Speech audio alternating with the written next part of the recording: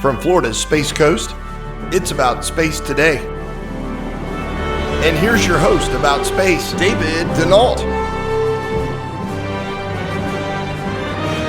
Good morning to America's East Coast from the Kennedy Space Center. I'm David Denault. 15. All vents open. Copy. 10. GLSS go for main engine start. In the early morning hours against a waning moon, the world's most powerful rocket shook the ground here and lit the area as if it were daylight. Confirmed. I was here in 1972 when Apollo 17 launched at night, but this had to be the most spectacular rocket launch to behold. Roll maneuver. Joining me is my co-host Don Meyer. Don, you've seen most of the shuttle launches, and some at dark. What was your impression of this early morning launch? Well, David, night launches always light up the entire area for miles, and this was absolutely no exception. It was simply phenomenal. Now that we have a stable orbit, what's next? I have a clip of Judd Freeling, the Artemis I Ascent and Entry Flight Director, and Rick LeBrode, the lead Artemis I Flight Director at Johnson Space Center, explaining the entire flight plan for the whole mission from launch to orbiting the moon and then splash down back on Earth.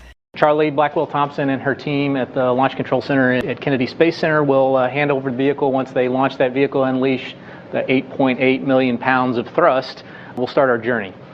Once the vehicle clears the tower, start a roll program that will bring the Orion capsule to a heads-down position, much like we did in shuttle. About a minute into the flight, we'll experience our maximum dynamic pressure, and so the 4 core stage engines will throttle down for that period, throttle back up, and then about 2 minutes into the flight, the solid rocket booster motor engines will expend their fuel and will detach from the core stage, splash down Atlantic. We continue on to another about 3.5 minutes or so. The service module panels will jettison along with the launch abort system, and those will expose the solar rays on the service module and the capsule of Orion, the command module. About 8.5 minutes where we will have main engine cutoff, and after main engine cutoff, we'll separate the core stage from the combined Orion and upper stage or inner propulsion control upper stage. That will continue on then to about 18 minutes MET, mission elapsed time. We'll deploy the Orion solar arrays to provide power to the batteries. That'll take about 12 minutes to deploy. We'll continue on to our first burn that is going to be performed by the upper stage. That's called the perigee raise maneuver. The core stage puts us in an orbit that's a 16 nautical miles by 975 nautical mile orbit. So if we did nothing at that point to correct perigee side or the small side, that 16 nautical mile orbit, the whole capsule would come back to the Earth, just like the core stage is going to do. We'll perform that perigee raise maneuver to 100 nautical miles at approximately 51 minutes into the mission. The whole time, the upper stage will be in control of the stack.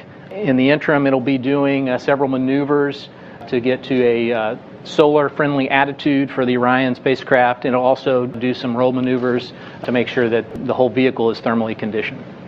Once we have attained a safe orbit, the perigee raise maneuver will continue on, and our final maneuver by the upper stage will be the translunar injection orbit maneuver by the upper stage. That will be at approximately an hour and 20-30 minutes into the flight.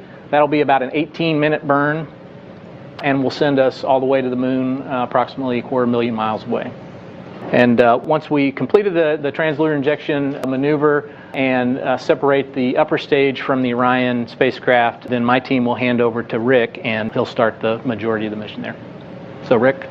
So there's really no time to catch our breath. We really hit the ground running. After we separate from the upper stage, it actually does a disposal burn, which sends it on a trajectory to the moon, a heliocentric, which is it'll swing around the moon and then head towards the sun.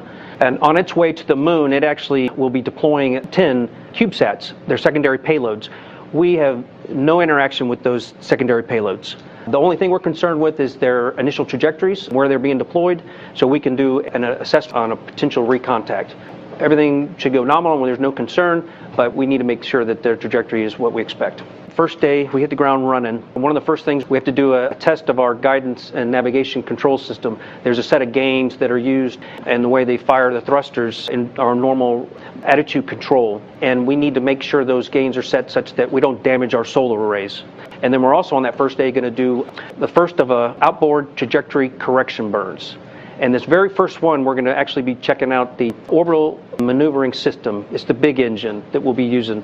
We want to check that out because that's the engine we're going to use when we do the big burn on the outbound powered flyby as we go by the moon.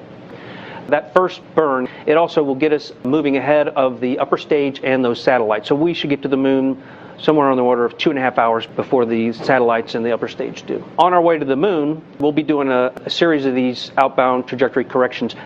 We have 4 of those on the way to the moon, and those all set us up for what I said is the outbound powered flyby. That's the big burn that will actually move Orion, then it'll send it up to the distant retrograde orbit. So when we do that burn and we go by the moon, we're going to be about 60 miles off the surface of the moon. It's going to be spectacular. We'll be holding our breath. But yeah, and to that note, when that burn actually executes, Orion will be on the other side of the moon and we won't have time with it. So we'll be praying and holding our breath, but confident that all will go well. So after that burn sends us up to the distant retrograde orbit. A couple days after that burn, we will do distant retrograde orbit insertion. We'll also use that big engine, the OMS engine, to enter the distant retrograde orbit. And then we're going to spend a little over 2 weeks there. You've heard us talk about long class missions and short class missions. The only difference in those 2 types of missions are the length of stay and the distant retrograde orbit. For a short class mission, we just do a half a lap, and then we head back towards the moon. For the long class, we do a full lap and a half, and it's a little over 2 weeks. While we're in the distant retrograde orbit, we'll be doing what we call orbit maintenance burns. They're small burns just to keep orbit in sync. We'll do that over the course of the next 2 weeks, and then we'll do what we call a distant retrograde departure burn, and that'll send us back to the moon. And on our way back, now we're doing what we call return trajectory corrections, RTCs, and we'll do a series of those all the way back to Earth. So we have a couple of those, then that sets us up for the return power flyby. That is our most critical burn of the mission. If something happens with that one and we don't execute it, then it's a loss of the Orion capsule. We have to do that one, which actually sets up the entry interface. That's the area where when we enter the atmosphere several days later, and sets up our splashdown off the coast of California. On the return trip back to the Earth, do a series of these correction burns to make sure that we hit that entry interface target as designed. On those days where we're coasting to the moon, we're doing a lot of developmental flight test objectives, just basically test out the onboard systems. We maybe maneuver, do a selfie of Orion with the moon in the background or the Earth in the background. On some days we're going to try and catch the Earth rise. That's a spectacular image. When we get to the point where we're actually the furthest away that any human-rated spacecraft's ever been, further than any of the Apollo vehicles went, we want to capture that in a public affairs event. So we'll be busy the whole mission. And remember to listen to Dawn's report, America in Space, each Friday. And follow us on Facebook at AboutSpace.today. And a special thank you to David Culp and his KSE media staff in the News Center. To all our listeners around the globe and here in the U.S., thanks for joining our coverage of the launch of the SLS.